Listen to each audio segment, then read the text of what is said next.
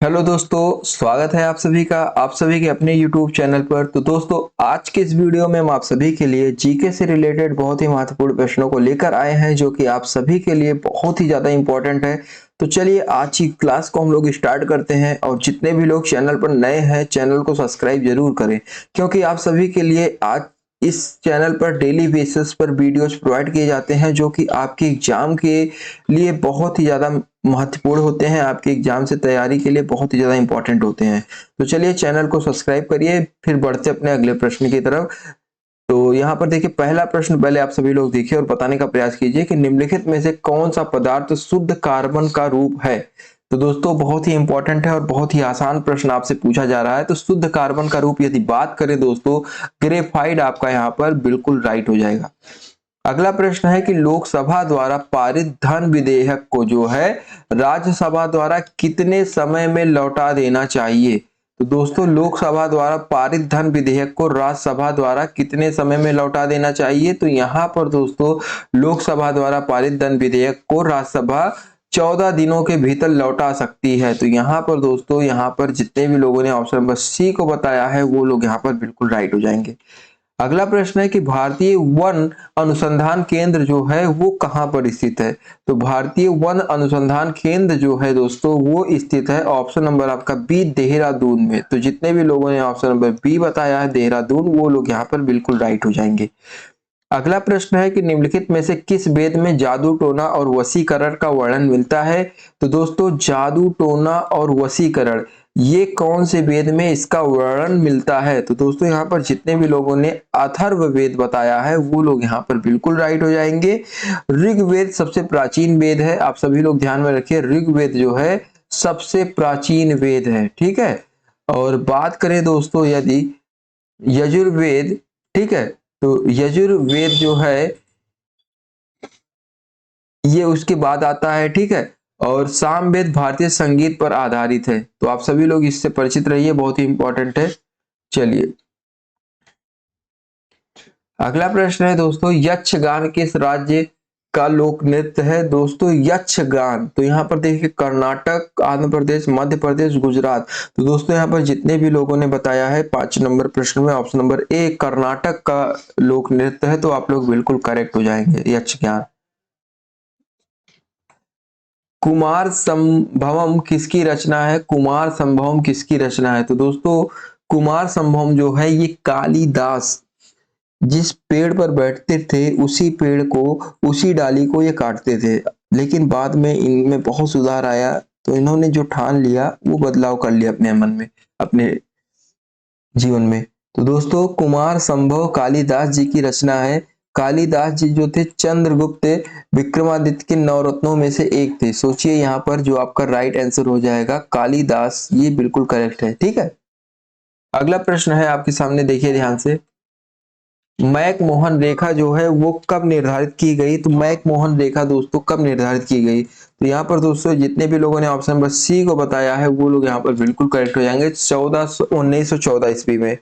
अगला प्रश्न है कि गुप्त काल में किस भाषा को प्रोत्साहन दिया गया है। तो गुप्त काल में जो है किस भाषा को प्रोत्साहन दिया गया है। तो ऑप्शन नंबर ए आपका जो है संस्कृत भाषा को, संस्कृत भाषा को जो है प्रोत्साहन दिया गया। तो जितने भी लोगों ने ऑप्शन नंबर ए बताया है वो लोग यहाँ पर बिल्कुल राइट हो जाएंगे।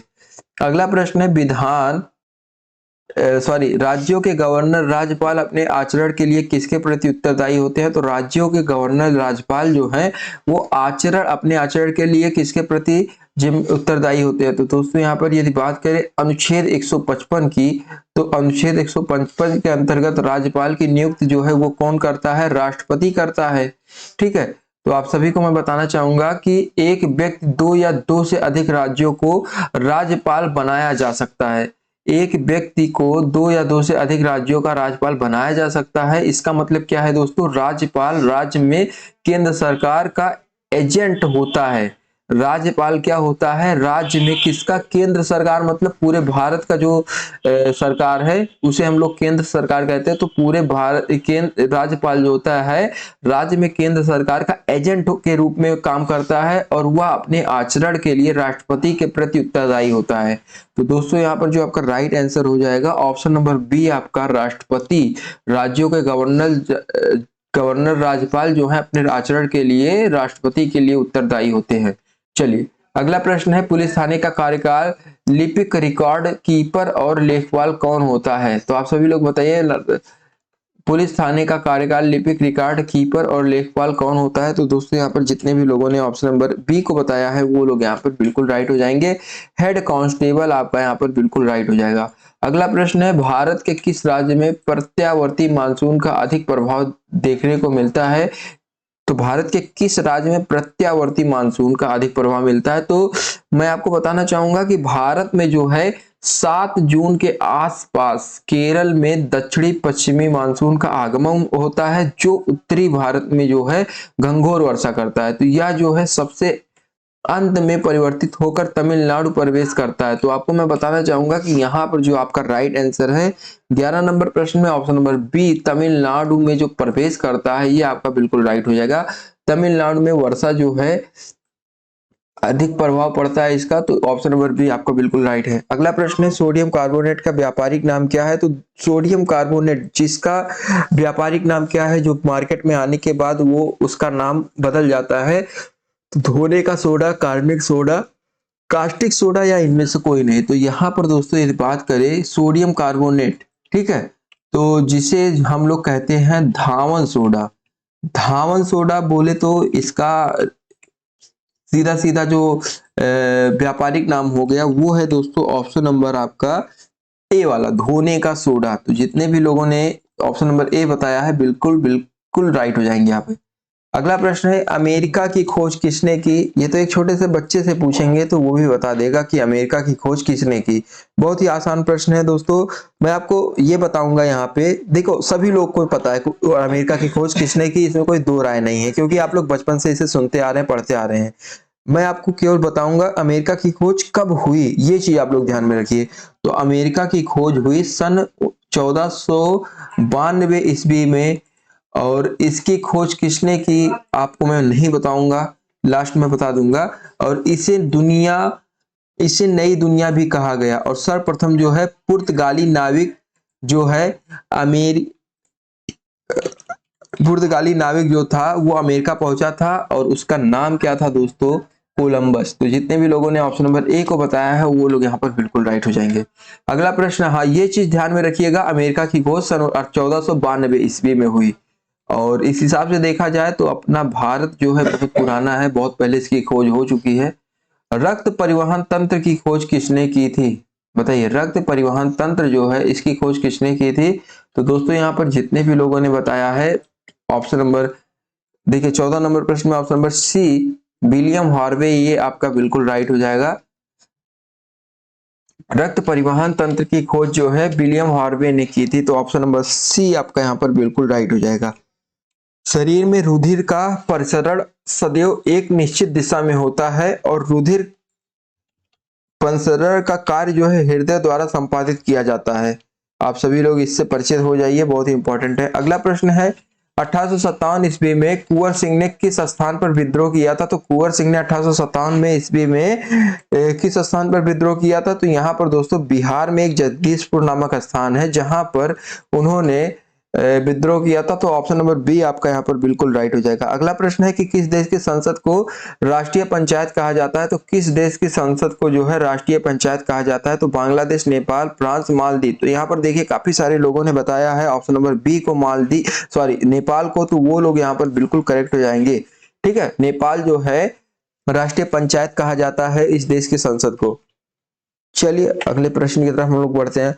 अगला प्रश्न है कि तंजौर के बृहदेश्वर मंदिर का निर्माण किसने करवाया? सभी लोग बताएंगे यहाँ पे राइट आंसर क्या है। और मैं आपको एक बात बता दूं कि बृहदेश्वर जो मंदिर है ये भारत की सबसे ऊंची मंदिर है। तो बृहदेश्वर मंदिर शिव जी की मंदिर है। तो अब आपको बताना है तंजौर का बृहदेश्वर मंदिर का निर्माण किसने करवाया था? तो यहाँ पर देखिए काफी सारे लोग बता रहे हैं राजेंद्र चोल या चोलों ने करवाया था, तो ये तो फिक्स है दोस्तों। अब आपको बताना है किस किस चोल शासक ने। तो दोस्तों चोलों की राजधानी जो है तंजौर थी, आप सभी लोग इसे ध्यान में रखिए। और राज चोल, ठीक है, यहाँ पर जो आपका ऑप्शन नंबर सी है राज चोल ने जो है तंजौर में बृहदेश्वर मंदिर जो कि शिव मंदिर है इसका निर्माण करवाया था। ठीक है, चलिए अगले प्रश्न की तरफ बढ़ते हैं, इस पे अब कुछ नहीं रहा बताने को। अगला प्रश्न है कि कामागाटा मारू क्या था, बताइए। तो ये दोस्तों यहाँ पर आपको मैं बताना चाहूंगा कि यहाँ पर कनाडा की यात्रा पर निकला एक जलपोत था। क्या था दोस्तों? ये कौन था? ये कौन था?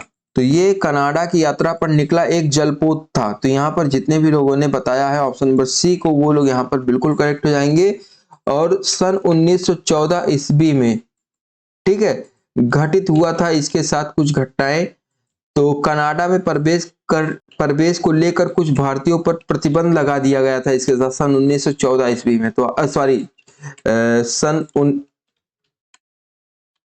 हाँ जी हाँ दोस्तों, सन 1914 ईस्वी में। जितने भी लोगों ने ऑप्शन नंबर सी बताया वो लोग यहाँ पर बिल्कुल राइट हो जाएंगे। अगला प्रश्न है कि अम्लीय विलयन का पीएच का मान होता है। अम्लीय विलयन का पीएच का मान होता है। तो दोस्तों यहाँ पर आप सभी लोग बताने का प्रयास कीजिए। अम्लीय विलयन का पीएच का मान 7 से कम होता है या क्षारीय विलयन पीएच का मान 7 से अधिक होता है। तो दोस्तों मैं आपको बताना चाहूंगा कि अम्लीय विलयन पीएच का मान जो है 7 से कम होता है। आप सभी लोग ध्यान से देखिए, यहाँ पे ऑप्शन नंबर आपका जो ए वाला है यहाँ पर बिल्कुल करेक्ट हो जाएगा, ठीक है।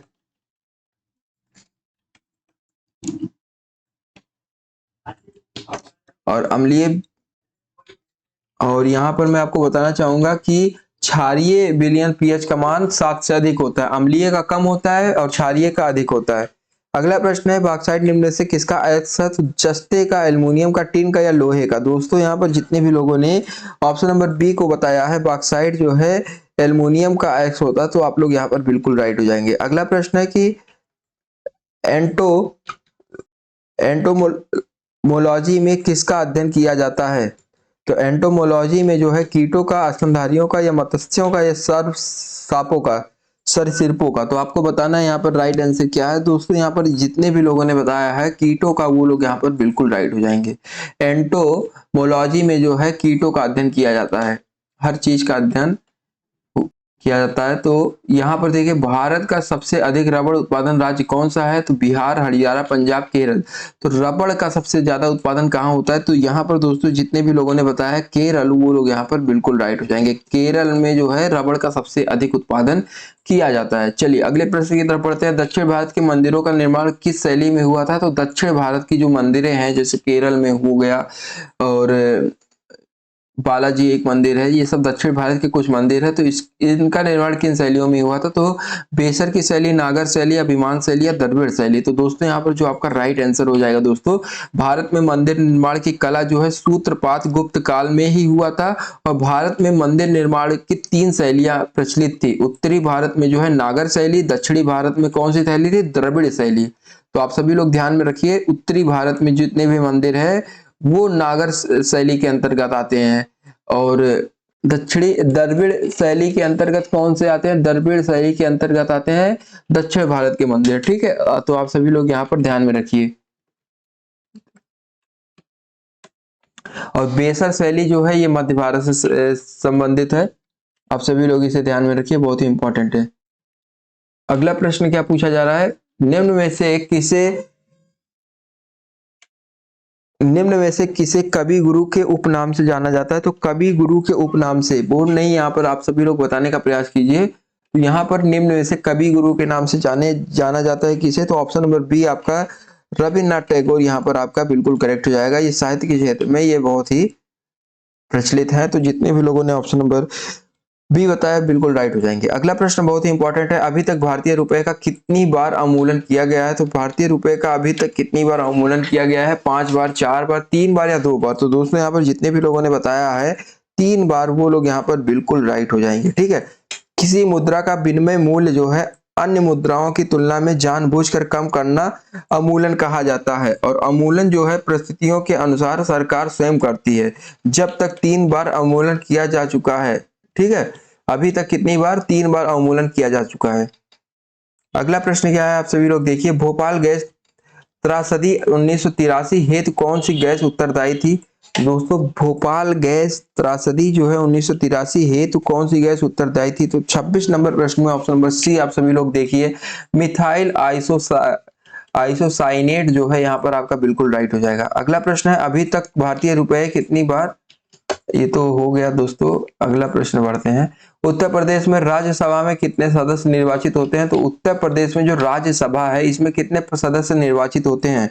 तो दोस्तों यहाँ पर जितने भी लोगों ने ऑप्शन नंबर बी को बताया है 31 सदस्य निर्वाचित होते हैं, तो आप लोग बिल्कुल राइट हो जाएंगे।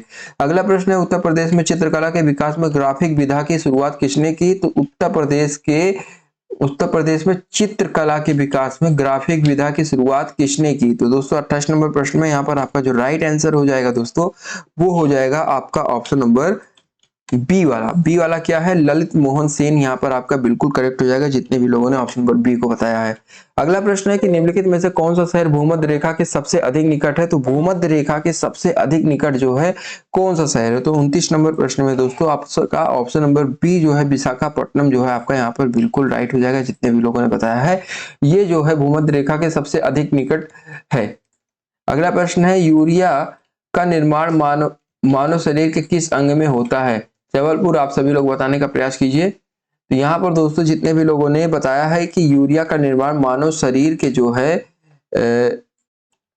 यकृत में होता है, तो बिल्कुल करेक्ट है आप सभी लोग। यदि जितने भी लोगों ने ऑप्शन नंबर ए को बताया है यूरिया का निर्माण मानव शरीर के यकृत में होता है, तो आप लोग बिल्कुल राइट हो जाएंगे।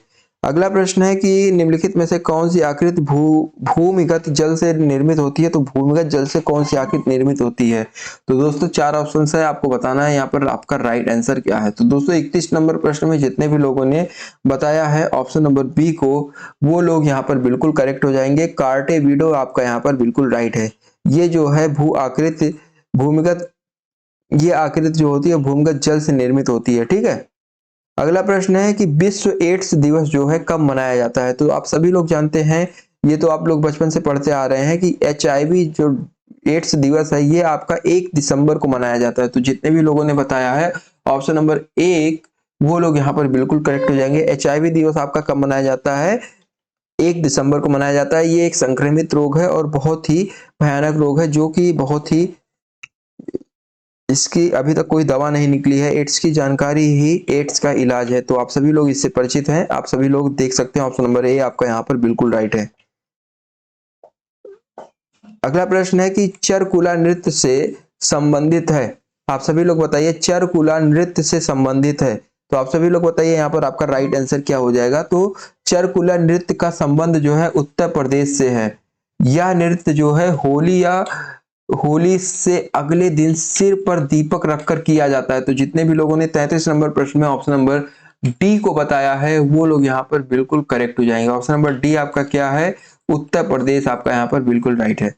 अगला प्रश्न है कि पृथ्वी 1 घंटे में कितने देशांतर घूम सकती है, तो घूम लेती है? तो आप लोग बताने का प्रयास कीजिए कि पृथ्वी जो है 1 घंटे में कितने देशांतर घूम लेती है। तो यहाँ पर दोस्तों 1 घंटे में कितने देशांतर घूम लेती है? तो जितने भी लोगों ने बताया है ऑप्शन नंबर यहाँ पर सी को, वो लोग यहाँ पर बिल्कुल करेक्ट हो जाएंगे। 1 घंटे में 15 डिग्री घूम लेती है, 15 डिग्री देशांतर घूम लेती है। तो आप सभी लोग यहाँ पर ध्यान में रखिए ऑप्शन नंबर सी।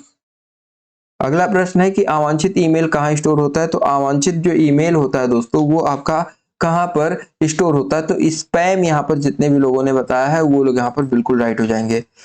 जीएसटी के तहत निम्नलिखित में से कौन सा केंद्रीय स्तर का कर है? तो केंद्रीय स्तर का कर कौन सा है जीएसटी के तहत? तो सेवा कर, मनोरंजन कर, या विलासिता कर, या खरीद कर। तो दोस्तों यहाँ पर यदि बात करें राइट आंसर की, तो यहाँ पर सेवा कर जो है ये जीएसटी के तहत केंद्रीय स्तर पर ये कर लिया जाता है। अगला प्रश्न है कि भारत में नक्सलवाद का प्रारंभ किस राज्य से हुआ था? तो भारत में नक्सलवाद का जो प्रारंभ है दोस्तों वो किस वर्ष हुआ, किस राज्य से हुआ? तो दोस्तों यहाँ पर जितने भी लोगों ने बताया है पश्चिम बंगाल से भारत में नक्सलवाद का प्रारंभ हुआ था। तो यहाँ पर जितने भी लोगों ने पश्चिम बंगाल राज्य को बताया वो लोग यहाँ पर बिल्कुल राइट हो जाएंगे। देवलर आपका बिल्कुल राइट है। आप सभी लोग देखिए जेके मंदिर जो है कहाँ पर स्थित है? तो जेके टेम्पल जो है बहुत ही इंपॉर्टेंट टेम्पल है। मैं आपको बताना चाहूंगा जेके टेम्पल जो बहुत अच्छा टेम्पल है ये आपका कानपुर में स्थित है। जितने भी लोगों ने ऑप्शन नंबर बी को बताया है ये बिल्कुल करेक्ट हो जाएगा option number B. J K temple जो है आपका कानपुर में है, तो ऑप्शन नंबर यहाँ पर बी जितने भी लोग बता रहे हैं वो लोग यहाँ पर बिल्कुल राइट हो जाएंगे। दोस्तों इसी के साथ जो है ताजिया आपका ये जो क्लास है दोस्तों आप सभी का ये यहीं पर खत्म होता है। और जितने भी लोगों ने अभी तक इस चैनल को सब्सक्राइब नहीं किया है वो लोग चैनल को सब्सक्राइब कर लें, जिससे कि आने वाले वीडियोज के नोटिफिकेशन आप सभी को आसानी से मिलते रहे। और अगले क्लास की जो लिंक है आप सभी को डिस्क्रिप्शन बॉक्स में मिल जाएगी, तो आप सभी लोग जाइए उस क्लास को भी लीजिए, क्योंकि वो क्लास भी आप सभी के लिए बहुत ही ज़्यादा इंपॉर्टेंट होने वाला है। धन्यवाद।